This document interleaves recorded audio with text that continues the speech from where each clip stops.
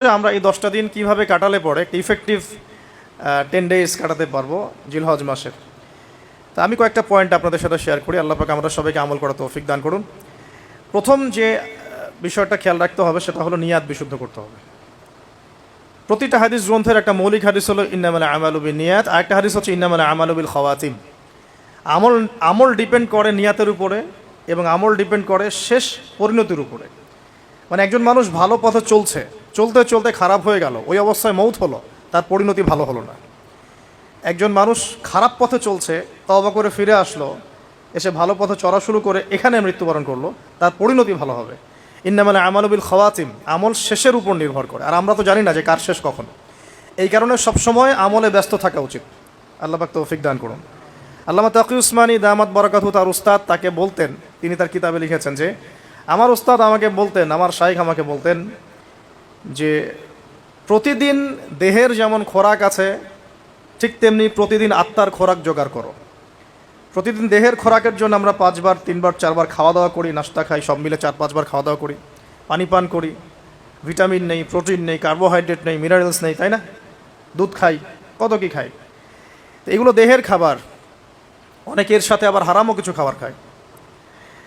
আর রুহের খাবার, প্রতিদিন রুহের খাবার জোগাড় করো। তিনি বলছেন এভাবে যে অন্তত একটা সময় নামাজের পরে, হক ফজরের পরে বা মাগরিবের পরে বা আসরের পরে কিছুক্ষণ ধীর স্থিরভাবে নীরবে বসে থাকো, আল্লাহর জিকির করতে থাকো, কোরআন তেলাওয়াত করতে থাকো, তাসবিহ তাহলিল করতে থাকো, আল্লাহর কাছে দোয়া করতে থাকো, হোক শেষ রাতে বা ফজরের পর বা মাগরিবের পর বা এশার পর, আপনার সুবিধা মতো সময়।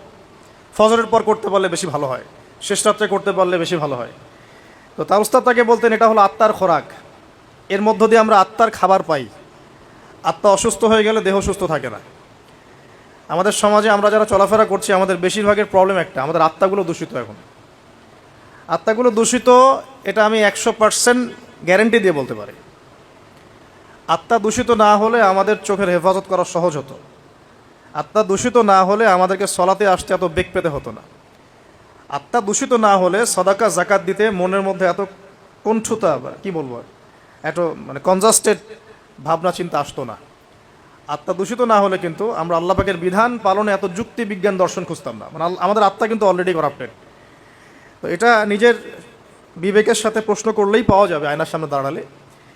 তো এই আত্মা এখন বিশুদ্ধ করার জন্য আল্লাহ পাকে মৌসুমগুলো দিয়েছে। এই 10 দিন আমরা প্রথম যে কাজটা করতে পারি সেটা হলো নিয়াতটা বিশুদ্ধ করা আগে, যে আমি প্রত্যেকটা কাজ আল্লাহ পাকের সন্তুষ্টির জন্য করছি। এর আগে যারা দিনের পথে চলেছেন, কাজ করেছেন, শ্রম দিয়েছেন, দায়ী ছিলেন, মুহাদ্দিস, মুফতি, মুজাহিদ তারা ছিলেন, তারা একটা বিষয় খুব খেয়াল রাখতেন।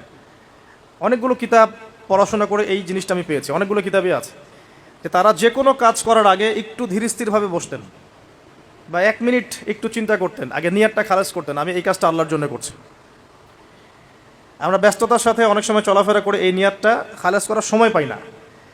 তো আগেকার যারা বড় বড় বুজুর্গ ছিলেন তারা নিয়াতটা আগে খালেস করে নিতেন, এই কাজটা আমি আল্লাহর জন্য করছি। তারপরে কথা বলা শুরু করতেন, তারপরে নামাজে দাঁড়াতেন, তারপরে সাদাকা করতেন, তারপরে দার্স দিতেন। মানে আগে একটু চুপ করে বসে থাকতেন যে আমি কাজটা আল্লাহর জন্য করছি। সো আমরা একটু এই যে 2-3 দিন হাতে আছে আমাদের, নিয়াতটা আগে বিশুদ্ধ করব, যে আমি যে আমলই করব সেটা নামাজ হোক, রোজা হোক, হজ হোক, যাকাত হোক, কোরবানি যাই হোক, শুধু আল্লাহর জন্য করব, শুধু আল্লাহর জন্য, শুধু আল্লাহর জন্য, শুধু আল্লাহকে রাজি খুশি করার জন্যেই সব করতে হবে। এটাই হলো আপনার বিশুদ্ধ নিয়াত।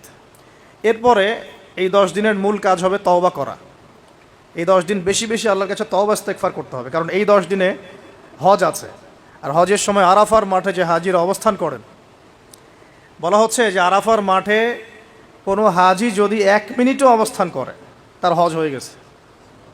এত গুরুত্বপূর্ণ। দেখেন, এখন যদি আরাফার মাঠে গিয়ে আমি 6 মাস বসে থাকি, ওই ফজিলত পাবো না যা ওই সময় পাবো। এটা আল্লাহর হুকুম, আল্লাহর হুকুমের এহমিয়ত এটা। এখন যদি আপনি আরাফার মাঠে বসে থাকি সারাদিন সারা রাত, ওই ফজিলত পাবো না যেটা হজের সময় পাওয়া যাচ্ছে। হজের মাঠে, আরাফার মাঠে যত হাজিরা আসবেন, লক্ষ লক্ষ হাজি, তাদেরকে উদ্দেশ্য করে আল্লাহ পাক বলেন, ফেরেশতাদেরকে বলেন, দেখো আমার বান্দারা কি চায়, দেখো ওরা উস্কো খুস্কো চুল নিয়ে এসেছে, ধুলো মলিন হয়ে এসেছে। আরেকটা জায়গা আছে যে ওই দিন আল্লাহ রাব্বুল আলামিন এত অধিক সংখ্যক বান্দাকে জাহান্নাম থেকে মুক্তি দেন যেটা আর কখনো দেন না। এবং ওই দিন শয়তান নিরাশ হয়ে পড়ে। তাহলে এই 10 দিনে আমরা যারা যেতে পারছি না হজে, আমাদের কাজটা তাদের সাথে একাত্মতা পোষণ করে তওবা করতে থাকে। মানে ইউনিটিটা কেন? যেমন ধরুন একটা হাদিস বলি যে আরাফার জিলহজ মাসের চাঁদ ওঠার আগেই যারা কুরবানি করতে সক্ষম, আমরা যারা কুরবানি করতে চাই, তাদেরকে নখ চুল এগুলো কাটতে নিষেধ করা হয়, তাই না? চাঁদ উঠে গেলে নখ চুল এগুলো কাটতে নিষেধ করা হয়, এর হাদিসেই আছে। আর এর আগে কেটে ফেলতে বলা হয়, যে নখটা আগে কেটে ফেলেন, চুলটা আগে কেটে ফেলেন, দাড়ি আবার কাটতে যায় না, নখ আর চুল। তাতে কি হবে, আমরাও একটা ওই যে যারা আমরা মানে হজ করতে যেতে পারি নাই, তাদের সাথে আমাদের একটা একাত্মতা হলো। কিন্তু তারাও যেমন এগুলোকে স্যাক্রিফাইস করলেন, আমরা আমাদের জায়গা থেকে স্যাক্রিফাইস করলাম এবং এই নেকিটা পেলাম, একটা কুরবানি নেকি পেয়ে গেলাম ইনশাআল্লাহ। কিন্তু আমি কিন্তু ওখানে গিয়ে কুরবানি করতে পারি নাই, তাহলে সারা মুসলিম বিশ্বের সাথে একটা একাত্মতা পোষণ করা হলো, ইউনিটি দেখা হচ্ছে এখানে। এই জিনিসটাই ওখানে তারা তওবা করেন, আমরা এই সারা এই 10টা দিন 10টা রাত তওবা ইস্তিগফার করতে থাকবো। আল্লাহ পাক তৌফিক দান করেন। আমি কমপক্ষে দিনে 100 বার আস্তাগফিরুল্লাহ ওয়া আতুবু ইলাইহি এটা বলা উচিত।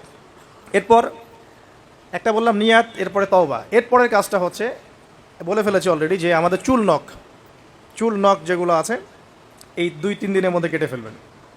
আগামী সোমবারে কিন্তু শুরু হচ্ছে আমাদের, তাই না? আগামী সোমবারে প্রথম জিলহজ শুরু হচ্ছে আর কি। তাহলে যদি সওম রাখতে চান তাহলে রবিবার রাতে সাহারি খেতে হবে। তো চুল নখ এগুলো যা যা আছে অন্য জায়গার পশম এগুলো উঠিয়ে ফেলতে হবে, কামিয়ে ফেলতে হবে। ইনশাআল্লাহ একটা কুরবানির নেকি পাওয়া যাবে ইনশাআল্লাহ, অল্প একটু আমল করবে। আর 4 নম্বর কাজটা হচ্ছে, এই 10টা দিন একটা ট্রেনিং সেশনের মতো নিয়ে নেই, 10 দিন 5 ওয়াক্ত নামাজটা জামাতে পড়ার চেষ্টা করি ইনশাআল্লাহ। আর যদি কোনো কারণে মিস হয়েও যায়, বাসায় টাইম টু দ্য টাইম পড়তে, অন দ্য টাইম পড়তে হবে, একদম টাইমের মধ্যে, ওয়াক্তের মধ্যে। কোনো কারণে মিস হতে পারে, স্বাভাবিক, মানুষ বিভিন্ন সফরে থাকতে পারেন, প্রতিবন্ধকতা থাকতে পারে, কিন্তু বাসায় পড়লেও ওয়াক্ত মতো পড়ে ফেলতে হবে। মানে এই 10 দিন ট্রেনিং হবে নামাজের, কারণ এই 10 দিনের যে আমলগুলো, এর মধ্যে কিন্তু নামাজ অন্যতম একটা গুরুত্বপূর্ণ আমল। দেখুন, যার নামাজ নাই তার কিন্তু ইসলাম নাই, বাকি আমল অনেক পরের কথা। যার নামাজ নাই তার সাথে ইসলামের কোনো সম্পর্ক নাই। মানে তারাকা সলাতান মুতাআম্মিদান ফাকাদ কাফার, কেউ যদি ইচ্ছাকৃতভাবে তার উপর অর্পিত ফরজ নামাজকে ছেড়ে দেয়, সে কাফের হয়ে গেল। এটাই সবচেয়ে স্ট্রং ফতোয়া, সবচেয়ে মানে সহজ এবং নরম ফতোয়া দিয়েছেন ইমামে আজম আবু হানিফা রাহিমাহুল্লাহ। তার ফতোয়া সবচেয়ে নরম, বাকিদের আরও অনেক কঠিন। তিনি বলেছেন যে তাকে 3 দিন বা 7 দিন জেলখানায় বন্দি করে রাখতে হবে, যতক্ষণ পর্যন্ত না সে তওবা করে ততক্ষণ জেলখানায় থাকবে। তাকে প্রথমে 3 দিন 7 দিন সময় দিবে, তওবা করে ফিরে আসে কিনা। তওবা করে ফিরে না আসলে ওকে ওখানে রেখে দিবে, তওবা করে ফিরে আসলে ছেড়ে দাও।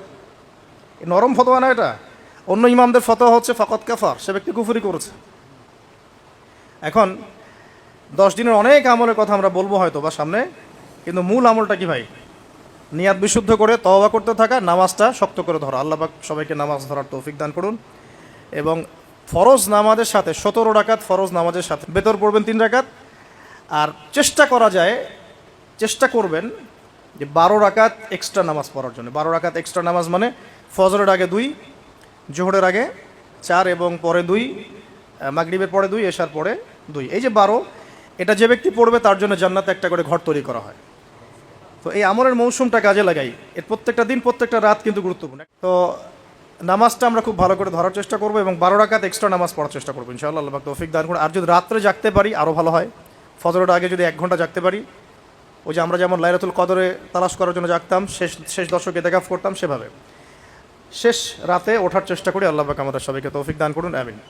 এবং এই সময় বেশি বেশি দোয়া করা উচিত, বেশি বেশি জিকির করা উচিত, তাসবিহ তাহলিল করা উচিত এবং বেশি বেশি সলাতের সেজদায় আল্লাহর কাছে নিজের চাওয়াগুলো পেশ করা উচিত। আর এরপরে আমরা যে কাজটা করব এই 10 দিনে, সেটা হলো সওম রাখা, গুরুত্বপূর্ণ কাজ, রোজা রাখা।